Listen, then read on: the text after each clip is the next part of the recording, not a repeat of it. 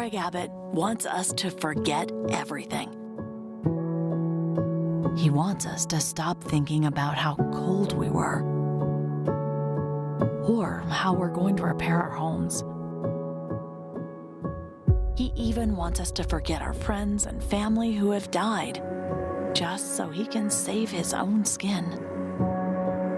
The truth is, Abbott lied, and Texans died.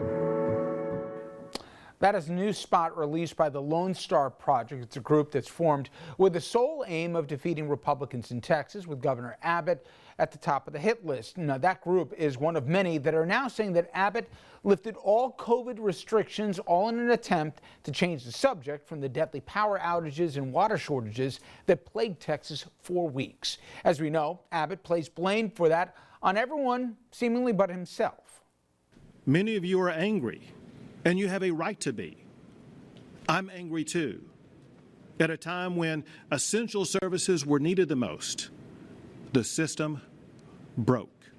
ERCOT repeatedly assured the state and the public that ERCOT was prepared. Those assurances turned out to be false. ERCOT must be overhauled. And now the CEO of ERCOT has been fired, and several members of the board, they've also been shown the door. I should note here, Governor Abbott, he's also blamed green energy for the crisis, which is, by any estimation, a complete lie.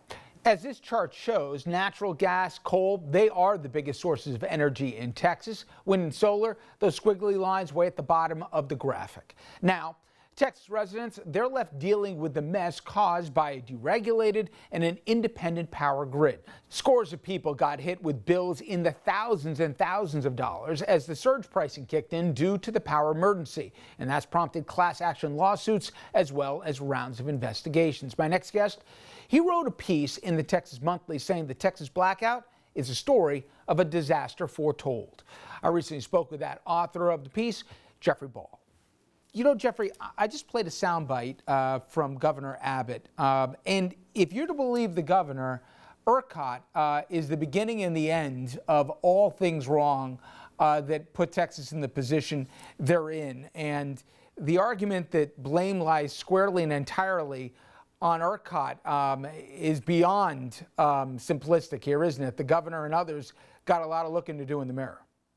Well, ERCOT exists within a broader context, I think, as you're alluding to. And Texas made some very intentional policy decisions a long time ago that created a reality in which something like this was likelier to happen. And in fact, then a storm walloped Texas and sort of played precisely to the weaknesses of that system.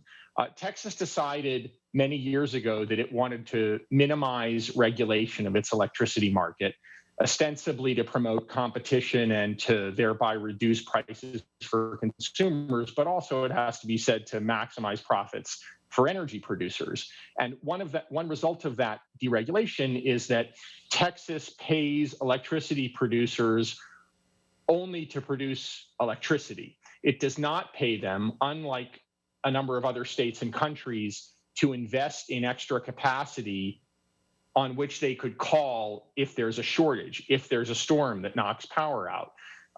And so given that decision a long time ago that electricity producers were not going to be paid essentially to help finance an insurance policy for the state in terms of electricity, there was less of an insurance policy.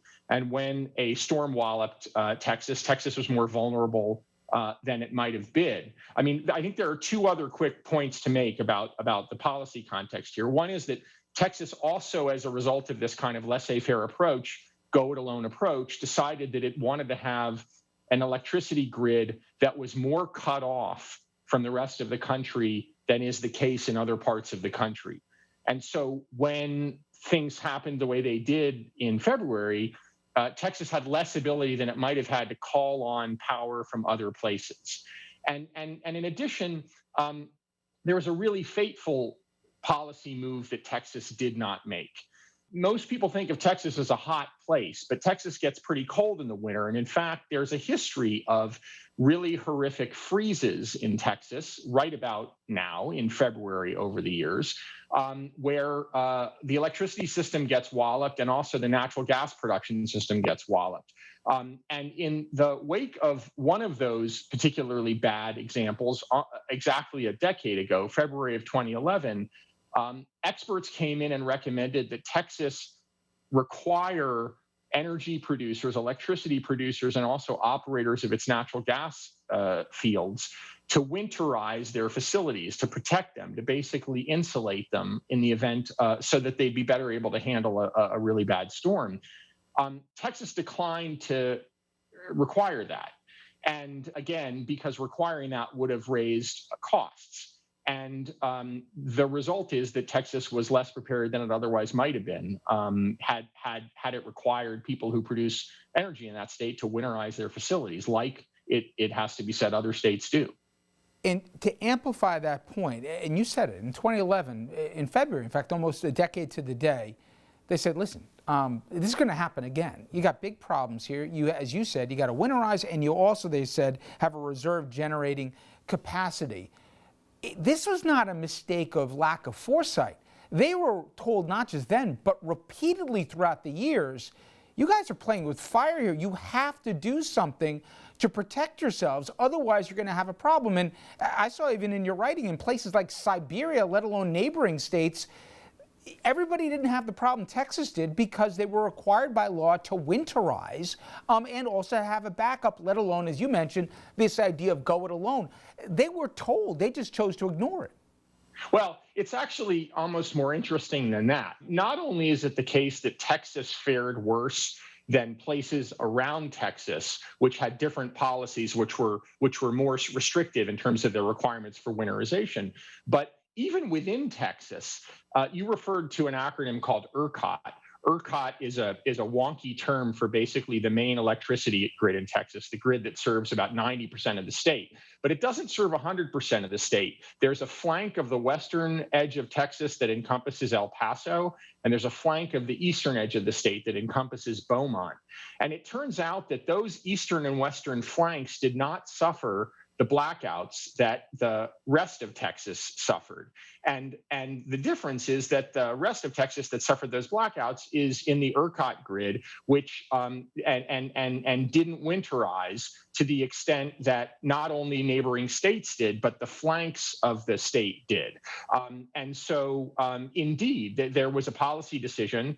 There were warnings that this happened in 2011. And by the way, it happened in several years before 2011. And there was a decision that was going to cost too much. And, 9 of the last 10 years, that was a perfectly fine decision. But in the 10th year, Mother Nature had something else to say, and we watched what happened. And Jeffrey, it's not just one bad year. There was a conscious decision to not buy into climate change, in that they were using modeling for the way they wanted the weather to be, or historical, not a nod to, hey, we're going to have harsher winters. We're going to have greater gaps in terms of the high temps and the low temps as a consequence of the global changing of the environment. They chose not to do that, and in many ways, this can be a beta case for people who say, keep government out of everything, don't have them regulate, let the free market work its way. When you do that and profit motive is a driver, as you said, you're going to have non-winterization, but you're also going to have people cherry pick the math, and in this case, the temperatures. That was a part of this as well, wasn't it? Yeah, I mean, climate change is a really, really complicated subject. And I think it's really important for your viewers to understand that scientists will tell you that it is not at all possible to link any particular weather event to climate change. So it is not possible to say that this storm that walloped Texas in February is a result of climate change. What it is possible to say, and what scientists say, is that as climate change intensifies, the extremes will get more extreme. And so what ERCOT was doing methodologically is looking back and saying, we're going to extrapolate from the kinds of storms we've seen in the past, a view of the kinds of storms we're likely to see in the future. And it has not begun to integrate into those models the notion that climate change may fundamentally change the future. Yeah, it'll be fascinating, Jeffrey. If a year from now, you and I talk next February, if there is regulation, if Texas is still going it alone. And I think, like you, we have short memories. Unless the lawsuits are extremely painful and also through discovery very revelatory, I think only then will we may see some changes, but maybe I'm just a cynic. Jeffrey Ball, thank you so much for the time. I appreciate it. It was a pleasure. All right, we're going to take a quick break. When we come back, Andrew will join me with the latest when it comes to Capitol Hill, including how Senator Ron Johnson's trying to stall the stimulus bill, even though millions of Americans are hurting and they're desperate in need of that help.